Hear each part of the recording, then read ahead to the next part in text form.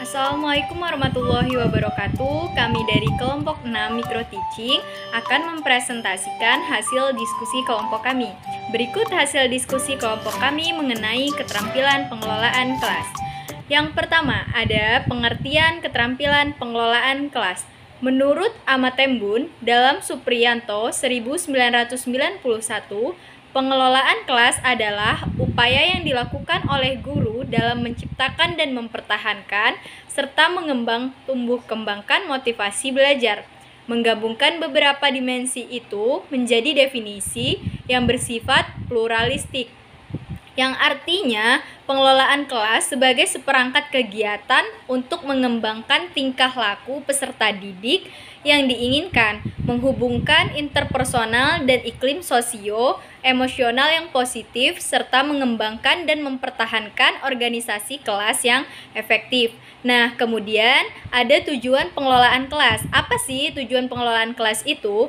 Tujuan pengelolaan kelas adalah agar setiap anak di kelas itu dapat bekerja dengan tertib, sehingga secara tercapai tujuan pengajarnya secara efektif dan efisien. Secara umum, tujuan pengelolaan kelas adalah penyediaan fasilitas bagi bermacam-macam kegiatan belajar peserta didik dalam lingkungan sosial, emosional, dan intelektual dalam kelas. Nah, sedangkan tujuan khususnya adalah mengembangkan kemampuan peserta didik dalam menggunakan alat-alat belajar, menyediakan kondisi-kondisi yang memungkinkan peserta didik bekerja dan belajar, serta membantu peserta didik untuk memperoleh hasil yang diharapkan. Usman mengemukakan dua macam tujuan pengelolaan kelas, yaitu 1. Tujuan umum pengelolaan kelas adalah menyediakan dan menggunakan fasilitas belajar untuk bermacam-macam kegiatan belajar mengajar agar mencapai hasil yang baik. 2. Tujuan khususnya adalah mengembangkan kemampuan siswa dalam menggunakan alat-alat belajar, menyediakan kondisi-kondisi yang memungkinkan siswa bekerja dan belajar, serta membantu siswa untuk memperoleh hasil belajar. Untuk materi yang selanjutnya akan dijelaskan oleh rekan saya. Yang selanjutnya adalah pendekatan pengelolaan kelas. Yang pertama ada pendekatan kekuasaan. Di sini pengelolaan kelas diartikan sebagai suatu proses untuk mengontrol tingkah laku peserta didik.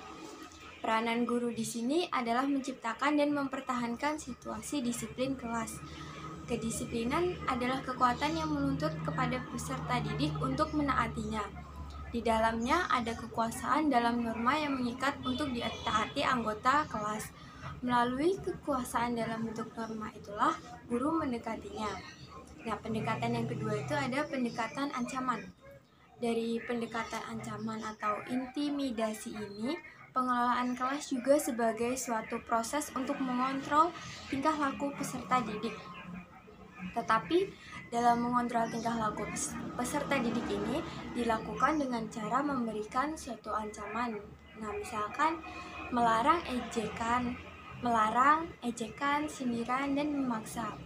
Nah, ancaman di sini sepatutnya tidak dilakukan sesering mungkin dan hanya diterapkan manakala kondisi kelas sudah benar-benar tidak dapat dikendalikan oleh guru. Selama guru masih mampu melakukan pendekatan lain di luar ancaman, maka akan lebih baik jika pendekatan ancaman ini ditangguhkan. Nah, pendekatan yang ketiga adalah pendekatan kebebasan. Di sini pendekatan kebebasan artinya pengelolaan diartikan sebagai suatu proses untuk membantu peserta didik agar merasa bebas untuk mengerjakan sesuatu kapan dan di mana saja. Nah, peranan guru di sini adalah mengusahakan semaksimal mungkin kebebasan peserta didik selama hal itu tidak menyimpang dari peraturan yang telah ditetapkan dan disepakati bersama. Nah, terkadang peserta didik tidak nyaman apabila ada seorang guru yang terlalu overprotektif, sehingga peserta didik itu tidak dapat leluasa melakukan eksperimennya sendiri. Nah, yang keempat ada pendekatan resep. Nah, pendekatan resep atau cookbook ini dilakukan dengan memberi satu daftar yang dapat menggambarkan anak yang harus dan apa yang tidak boleh dikerjakan oleh guru dalam mereaksi semua masalah atau situasi yang terjadi di kelas. Dalam daftar ini digambarkan tahap demi tahap apa yang harus dikerjakan oleh guru. Nah, peranan guru hanyalah mengikuti petunjuk seperti yang tertulis dalam resep tersebut. Terima kasih. Baiklah, di sini saya akan melanjutkan materi tentang pendekatan pengelolaan kelas, di mana pendekatan pengelolaan kelas ada pendekatan pembelajaran.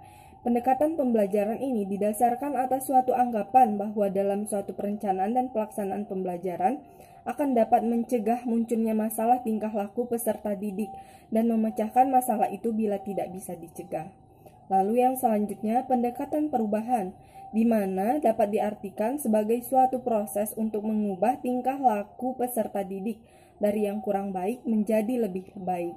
Lalu yang selanjutnya adalah pendekatan suasana emosi dan hubungan sosial. Nah, pendekatan ini berdasarkan suasana perasaan dan suasana sosial di dalam kelas sebagai kelompok individu, cenderung pada pandangan psikologi klinis dan konseling. Lalu yang selanjutnya, yang terakhir adalah pendekatan proses kelompok, di mana membutuhkan kemampuan guru dalam menciptakan momen yang dapat mendorong kelompok-kelompok di dalam kelas menjadi kelompok yang produktif. Nah, materi selanjutnya yang akan saya jelaskan yaitu prinsip-prinsip pengelolaan kelas, di mana yang pertama yaitu kehangatan dan keantusiasan. Yang selanjutnya, penggunaan bahan-bahan yang menantang akan meningkatkan gairah belajar siswa. Yang selanjutnya, perlu dipertimbangkan penggunaan variasi media, metode, gaya mengajar, dan pola interaksi. Lalu yang keempat, diperlukan keluasan tingkah laku dalam mengubah strategi mengajarnya untuk mencegah gangguan-gangguan yang timbul. Lalu yang kelima, penekanan hal-hal yang positif dan menghindari pemusatan perhatian siswa pada hal-hal negatif. Yang terakhir, mendorong siswa untuk mengembangkan disiplin diri sendiri dengan cara memberi contoh dalam perbuatannya. Itu saja yang dapat saya jelaskan. Terima kasih. Materi yang selanjutnya saya akan menjelaskan komponen-komponen keterampilan pengelolaan kelas, di mana komponen-komponen keterampilan pengelolaan kelas pada umumnya dibagi menjadi dua bagian. Menurut Saiful Bahri Jamarah, yaitu yang pertama adalah keterampilan yang berhubungan dengan penciptaan dan pemeliharaan kondisi belajar yang optimal atau bersifat preventif. Keterangan ini berhubungan dengan kompetensi guru dalam mengambil inisiatif dan mengendalikan pelajaran serta aktivitas-aktivitas yang berkaitan dengan keterampilan antara lain yaitu yang pertama, keterampilan sikap tanggap.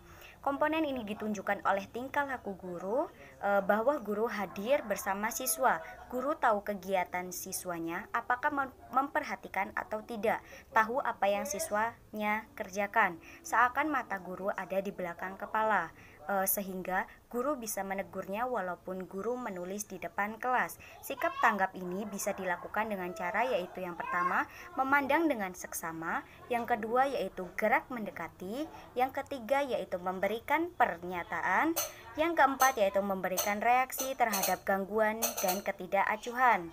Untuk yang kedua yaitu keterampilan membagi perhatian, di mana pengelolaan kelas yang efektif terjadi bila guru mampu membagi perhatiannya kepada beberapa kegiatan yang berlangsung dalam waktu yang sama. Membagi perhatian ini dapat dilakukan dengan cara yaitu yang pertama, visual guru mengalihkan pandangan dari suatu kegiatan kepada kegiatan yang lain dengan kontak pandang terhadap kelompok siswa atau seorang siswa. Untuk yang kedua yaitu verbal guru dapat memberikan komentar, penjelasan, pertanyaan, dan lain-lain terhadap aktivitas seorang siswa, sementara guru memimpin kegiatan siswa yang lain. Untuk yang selanjutnya yaitu pemusatan perhatian kelompok. Kegiatan siswa dalam belajar dapat dipertaruhkan dari waktu ke waktu. Guru mampu memusatkan perhatian terhadap tugas-tugas yang diberikan. Selanjutnya yaitu keterampilan yang berhubungan dengan pengembangan kondisi yang optimal, di mana keterampilan ini menurut Saiful Bahri Jamarah berkaitan dengan tanggapan guru terhadap gangguan siswa berkelanjutan dengan maksud agar guru dapat mengadakan tindakan remedial untuk mengendalikan kondisi yang optimal. Apabila terdapat siswa yang menimbulkan gangguan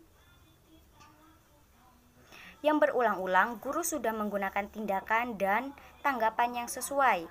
Guru bisa meminta bantuan kepala sekolah, konselor sekolah, dan orang tua untuk mengatasinya.